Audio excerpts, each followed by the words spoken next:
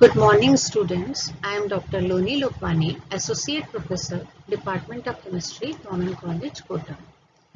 Topic of today's lecture is epoxides, which is a part of unit ethers and epoxides. अब epoxides क्या होते हैं? Epoxides जो है ये 3 membered रिंग होती है ethers की इसमें, और जैसे ये दिख रहा है आपको, साइक्लोप्रोपेन की तरह ही epoxide में जो है हाई टेंशन वाले कंपाउंड है और इनमें ज्योमेट्रिकल आइसोमेरिज्म ज्यामितीय समवर्तता पाई जाती है। 3 मेंबर्ड रिंग है, यहाँ दिख रहा है CH2 CH2O।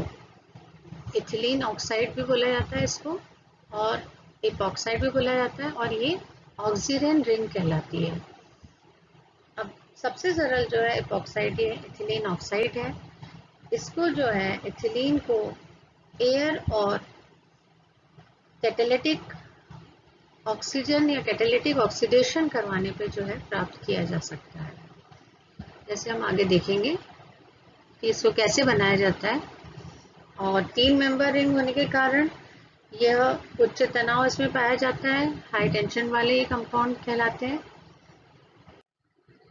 जैसे इथिलीन ऑक्साइड की रिएक्शन एयर के साथ सिल्वर की प्रेजेंस में कराई जाए और 250 डिग्री सेंटीग्रेड पे इसको हीट किया जाए तो इथिलीन ऑक्साइड का निर्माण होता है। अब इसमें और भी इसकी मेथड्स ऑफ प्रिपरेशन बनाने की जो विधियां हैं, इसमें फर्स्ट है फ्रॉम हेलोहाइड्रिन, हेलोहाइड्रिन के द्वारा। अब जो हेलोहाइड्रिन जो है ये एल्किल के डबल बॉन्ड पर हेलोजन और वाटर के एडिशन से हमें प्राप्त होते हैं, जैसा कि इक्वेशन में दिख रहा है। और फिर ये अल्कली की उपस्थिति में, क्षारों की उपस्थिति में हेलोहाइड्रिन एपॉक्साइड्स में चेंज हो जाते हैं। यहाँ चेंज हो रहे हैं एपॉक्साइड्स में। जैसे यहाँ एल्कीन लिए हमने CH2 double bond CH2 in presence of halogen and water, तो दोनों एक कार्बन पे यहाँ X ग्रुप आ गया और दूसरे पे OH आ गया। तो ये इस तरह से एडिशन प्रोडक्ट बनता है जो कि अल्कली की प्रेजेंस में एपॉक्साइड बनाता है, वाटर और हेलोजन एटम यहाँ निकल जाता है। अगर हमने इथिलीन की जगह प्रोपीन लिया in presence of chlorine and water, तो ये बनाएगा CH3CHOH CH2Cl, जो कि सांद्र NaOH की उपस्थिति में बनाता है propene epoxide CH3CH CH2O and water and chlorine का जो है परमाणु निकल जाता है। तो इस तरह से इनका निर्माण होता है हेलोहाइड्रिन्स के द्वारा। नेक्स्ट है सिंथेसिस ऑफ एपॉक्साइड, एपॉक्साइड्स का संश्लेषण। तो इसमें है reaction of alkene with परऑक्सी acids. परऑक्सी अम्ल की अभिक्रिया द्वारा भी जो है हम एपॉक्साइड्स बनाते हैं, और इनको एपॉक्सीडेशन या एपॉक्सीकरण भी बोला जाता है। अब एक एल्कीन की परऑक्सी अम्ल से अभिक्रिया करने पर एपॉक्साइड बनते हैं, तो इसे एपॉक्सीकरण कहा गया। और जनरली इसमें परऑक्सी एसिटिक एसिड और परऑक्सी बेंजोइक एसिड को प्रयोग किया जाता है, और इसमें सॉल्वेंट या विलायक के रूप में डाइक्लोरोमीथेन या क्लोरोफॉर्म लेते हैं। जैसा कि इक्वेशन में दिख रहा है, एल्कीन है, इसकी रिएक्शन हमने करवाई परऑक्सी एसिड के साथ, ये है परऑक्सी एसिटिक एसिड, तो निर्माण हो रहा है एपॉक्साइड्स का और कार्बोक्सिलिक एसिड का। अब हमने ये एल्कीन लिया था, इसमें अगर हायर जो है कार्बन एटम वाला एल्कीन लें तो उसकी रिएक्शन अगर हम परऑक्सी एसिड के साथ करवाएं तो हमें प्राप्त होता है 1,2 इपॉक्सी डोडिकेन। तो ये बहुत लॉन्ग चेन वाला एल्कीन है, तो ऐसे भी हम ये एपॉक्साइड भी बना सकते हैं। अब जो एल्कीन का परऑक्सी एसिड से एपॉक्सीकरण डबल बॉन्ड पर अगर सिस कंपाउंड हमने लिया है तो हमें प्रोडक्ट भी सिस ही मिलेगा। जैसे यहाँ इक्वेशन में दिख रहा है कि हमने रिएक्टेंट अगर सिस लिया है, जैसे सिस 2 ब्यूटीन लिया है और उसकी रिएक्शन हमने करवाई परऑक्सी एसिड के साथ, तो यहाँ फॉर्मेशन हो रहा है सिस 2,3 डाइमेथिल ऑक्सीडेंट का। यहाँ दोनों सिस मीन्स दोनों जो मेथिल ग्रुप है वो सेम साइड है और दोनों हाइड्रोजन सेम साइड है, मतलब समान ग्रुप जो है एक तरफ है और दूसरे समान ग्रुप भी एक तरफ है, तो वो सिस कंपाउंड कहलाता है। पर अगर हमने रिएक्टेंट ट्रांस लिया, जैसे यहाँ पे CH3 इस कार्बन पे इस तरफ है, तो ये दूसरी प्लेन पे है CH3, तो ये है ट्रांस 2 ब्यूटीन, उसकी रिएक्शन हमने करवाई अगर परऑक्सी अम्ल के साथ, तो हमें ट्रांस 2,3 डायमेथिल ऑक्सीडेंट प्राप्त होता है। इट मीन्स अगर हमने रिएक्टेंट या क्रियाकारक ट्रांस लिया तो हमें जो है उत्पाद प्रोडक्ट भी ट्रांस प्राप्त होगा, और सिस लिया तो प्रोडक्ट भी सिस प्राप्त होगा। ऐसे ही इसमें जो हमने ये लिया है, हमने ट्रांस 1,2 डाइफेनिल इथेन, ये दिख रहा है यहाँ पे, इसकी रिएक्शन पर ऑक्सी एसिड के साथ कराई तो प्रोडक्ट भी हमें ट्रांस प्राप्त हो रहा है, ट्रांस 2,3 डाइफेनिल ऑक्सीडेंट। तो इस तरह से ये एपॉक्साइड्स का निर्माण होता है। अब इसकी अभिक्रियाएं, केमिकल रिएक्शंस ऑफ एपॉक्साइड्स। तो ये 3 मेंबर्ड रिंग होने के कारण एपॉक्साइड जो है बहुत हाईली रिएक्टिव हो जाता है, और न्यूक्लियोफिलिक रिएक्शंस होती है, न्यूक्लियोफिलिक रिएजेंट्स के प्रति हाईली रिएक्टिव होता है, और स्ट्रेन भी इसमें ज़्यादा है, 3 मेंबर्ड रिंग है, तो इनकी रिंग जो है आसानी से जो है इसकी रिंग खुल जाती है, इसका वलय का जो है वो खुलना हो जाता है आसानी के साथ। तो फर्स्ट उसमें हम लेंगे acid catalysed ring opening reactions of epoxides. Acid की उपस्थिति में जिस तरह की रिएक्शंस होती हैं, तो पहले हम बोलेंगे इसमें क्या होता है। अगर कोई हम वीक न्यूक्लियोफाइल, जैसे वीक न्यूक्लियोफाइल्स कौन से होते हैं, वाटर है, अल्कोहल है, उनको हम लेते हैं, वीक न्यूक्लियोफाइल की रिएक्शन करवाते हैं और एसिड कैटलिस्ट के रूप में होता है, एसिड अम्ल उत्प्रेरक की उपस्थिति में करवाते हैं, तो ये उसके साथ अभिक्रिया करके सब्स्टिट्यूटेड इथेनॉल डेरिवेटिव बनाता है। यहाँ इथेनॉल का निर्माण हो रहा है, यहाँ दिख रहा है आपको reaction of epoxide with HBr, तो यहाँ हम देख रहे हैं 2 ब्रोमो इथेनॉल का निर्माण हो रहा है। अगर हमने यहाँ HBr की जगह यहाँ हमने लिया अल्कोहल, इथेनॉल लिया in presence of H2SO4 at 25 degree centigrade, तो यहाँ पे 2-इथॉक्सी इथेनॉल का निर्माण होता है। इथेनॉल की जगह अगर हमने वाटर लिया in presence of sulphuric acid, तो ये बनाता है CH2OH इथिलीन ग्लाइकोल का निर्माण होता है। तो इस तरह से ये एसिड कैटलाइज्ड है। और इसमें अगर मैकेनिज्म देखें तो न्यूक्लियोफाइल अटैक जो होता है, वो जो न्यूक्लियोफाइल का जो आक्रमण होता है, तो उसमें किस तरह से होता है ये इक्वेशन में दिख रहा है, जैसे हम देखेंगे तो एपॉक्साइड जो है मैक्सिमम एल्किल सब्स्टिट्यूएंट जो है न्यूक्लियोफाइल अटैक जो हो रहा है मैक्सिमम जहाँ पर प्रतिस्थापी पाए गए हैं कार्बन पे 3 मेंबर्ड रिंग के, तो अगर एसिड कैटलाइज रिएक्शन है तो वहाँ अटैक होगा। जैसे एग्जांपल से हम देखते हैं, ये दिख रहा है 2,2,3 ट्राइमेथिल ऑक्सीजन है, यहाँ पे 3 ग्रुप है विथ CH3OH एंड H2SO4, तो यहाँ निर्माण हो रहा है 3-मिथॉक्सी 3-मेथिल 1,2 ब्यूटेनॉल का। यहाँ पे ये ग्रुप है 1,2 ब्यूटेनॉल का निर्माण हो रहा है, ये पोजीशन यहाँ दिख रही है। तो इस तरह से इनका एसिड कैटलाइज्ड रिएक्शन बताते हैं।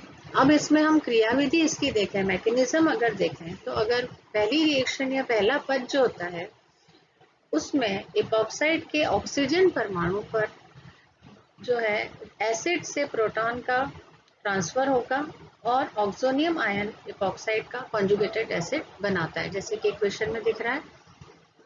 इथिलीन ऑक्साइड या एपॉक्साइड है, वाटर के साथ बना रहा है इथिलीन ऑक्सोनियम आयन, तो ऑक्सोनियम आयन का निर्माण हो रहा है। ऑक्सोनियम आयन मतलब ये है एपॉक्साइड का कॉन्जुगेटेड एसिड, और वाटर निकल जाता है। अब सेकेंड स्टेप जो आती है, दूसरा पद जो होता है, जो ऑक्सोनियम आयन हमें प्राप्त हुआ है उसके कार्बन एटम पर न्यूक्लियोफाइल का अटैक होता है, जैसे यहाँ दिख रहा है इक्वेशन पे, ये जो कार्बन एटम है इस पे ये ऑक्सीजन यहाँ वाटर है, यहाँ तो न्यूक्लियोफाइल के रूप में कार्य कर रहा है और इस पे अटैक करता है, आक्रमण करता है, और रिंग का जो है वो कार्बन ऑक्सीजन बॉन्ड जो है यहाँ से टूट जाता है।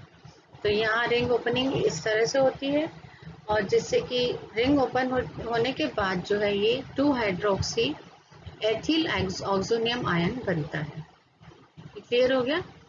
यहाँ कार्बन पे अटैक होगा न्यूक्लियोफाइल का, तो यहाँ पे क्या हुआ, यहाँ से रिंग ओपन हो जाएगी, तो इसके बाद जो निर्माण हो रहा है 2 हाइड्रोक्सी एथिल ऑक्सोनियम आयन का।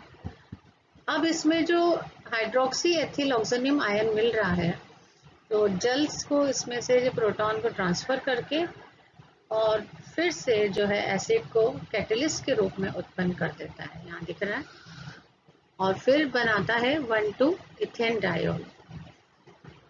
ये इस तरह से CH2H का निर्माण होता है, जैसा कि पहले बताया, पर ये मैकेनिज्म इसमें इस तरह से होती है, इसकी क्रियाविधि। अब नेक्स्ट है बेस कैटेलाइज्ड रिंग क्लीवेज। क्षार की उपस्थिति में जो क्लीवेज होता है या रिएक्शन होती है वो किस तरह से होती है।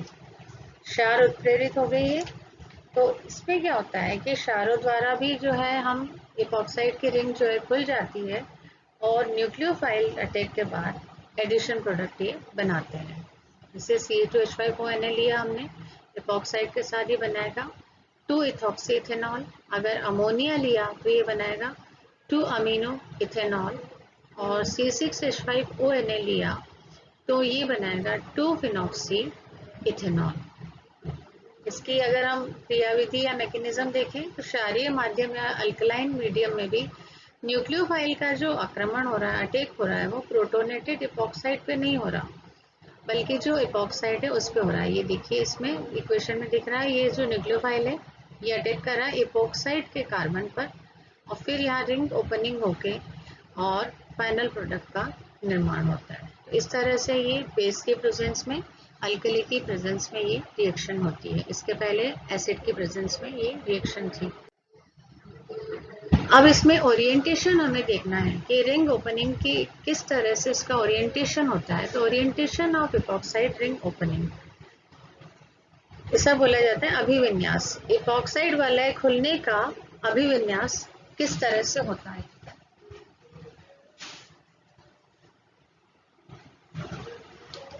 जैसे हम यहाँ देखेंगे कि अगर हमने सिमेट्रिकल इपॉक्साइड लिया, सममित इपॉक्साइड लिया, जैसे इथिलीन ऑक्साइड में दोनों कार्बन है वो समान होते हैं, तो न्यूक्लियोफाइल जो है किसी भी कार्बन पे आक्रमण कर सकता है, अटैक कर सकता है, और प्रोडक्ट भी सिमिलर होगा। पर अगर हमने एसिमेट्रिकल इपॉक्साइड लिया और उस पर न्यूक्लियोफाइल का आक्रमण करवाया तो वो सिलेक्टिव होता है वो। और ये डिपेंड करता है नेचर ऑफ मीडियम पे, माध्यम की जो प्रकृति क्या है उस पे ये निर्भर करता है, और उसी प्रकार से जो है डिफरेंट जो है प्रोडक्ट्स हमें प्राप्त होते हैं। इसको हम एक एक करके बताएंगे, जैसे एग्जांपल से हम बताते हैं। अब जैसे उत्पाद का जो बनना है वो अम्ल या क्षारीय उत्प्रेरक या कैटलिस्ट पे निर्भर करता है। तो अगर एसिड मीडियम है तो न्यूक्लियोफाइल, जैसे यहाँ दिख रहा है, न्यूक्लियोफाइल जो है अधिक प्रतिस्थापी कार्बन पर आक्रमण करता है। जैसे यहाँ ये कार्बन है, इस पे 2 एल्किल सब्स्टिट्यूएंट है और इस पे कम है, तो यहाँ ये हाईली सब्स्टिट्यूटेड कार्बन हो गया। अधिक प्रतिस्थापी जो कार्बन है इसमें ये न्यूक्लियोफाइल का अटैक हो रहा है। उसके बाद जो है, जैसे यहाँ आइसोब्यूटिलीन का इन्होंने एग्जांपल लिया है, तो उसके बाद उसका प्रोडक्ट का निर्माण होता है। जबकि क्षारीय माध्यम अगर हमने लिया, अल्कलाइन मीडियम लिया, तो न्यूक्लियोफाइल का जो अटैक है इसके अपोजिट हो जाता है। अर्थात क्या होगा, जो सब्स्टिट्यूटेड कार्बन कम वाला है या लेस स्टेरिकल हिंडर्ड है, जहाँ पर कि कम जो है सब्स्टिट्यूटेड कार्बन पाया गया है, उस स्थान पर इसका अटैक होता है। जैसे यहाँ एग्जांपल में दिख रहा है।